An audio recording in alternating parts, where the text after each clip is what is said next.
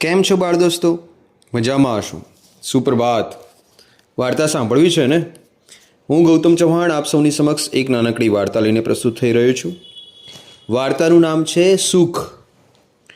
એક રાજાનો ચાકર બહુ મોજીલો, કામ કરતો જાય ને ગીતો ગણગણતો જાય. રાજાએ એની હંમેશની આ ખુશીનું કારણ પૂછ્યું તો એ કહે, મહારાજ, તમે મને જે પગાર આપો છો એનાથી મારા કુટુંબનો બહુ સારો નિર્વાહ થવા ઉપરાંત ભવિષ્ય માટે સારી બચતે કરી શકું છું. કામેથી ઘેર જાઉં ત્યારે મારી પત્ની અને છોકરાઓ સાથે અલકમલકની વાતો કરું છું. રાજાને થયું કે મારી પાસે તો આટલી સંપત્તિ અને સત્તા છે, છતાં શા માટે હું હંમેશા વ્યથિત રહું છું?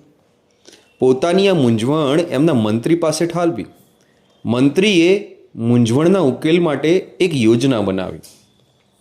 આ યોજના મુજબ એક દિવસ પેલા ચાકરના દરવાજે 99 સુવર્ણ મુદ્રા ભરેલી થેલી રાખવામાં આવી. ચાકર એ થેલી લઈ ઘરમાં ગયો. થેલી ખોલીને ગણતરી કરી. 99 મુદ્રા કેમ? સ્વામી ક્યાં ગઈ હશે? ખૂબ શોધખોળ કરી પણ વ્યર્થ. છેવટે એણે નક્કી કર્યું કે કુલ 100 સુવર્ણ મુદ્રા ભેગી કરીને જ રહેશે. પરંતુ એક સુવર્ણ મુદ્રા સસ્તી થોડી હોય. હવે એનું બધું જ ધ્યાન એ માટેના પૈસા ભેગા કરવા માટે કેન્દ્રિત થઈ ગયું. ગીતો ગણગણવાનું બંધ થઈ ગયું. એ વાતમાં એની પત્ની અને બાળકો પર ખીજાવા લાગ્યો. એક વખતનો મોજીલો ચાકર દુઃખી રહેવા લાગ્યો. રાજાએ એનું આ પરિવર્તન જોયું અને એની મૂંઝવણનો ઉકેલ એને મળી ગયો. શું છે આ ઉકેલ?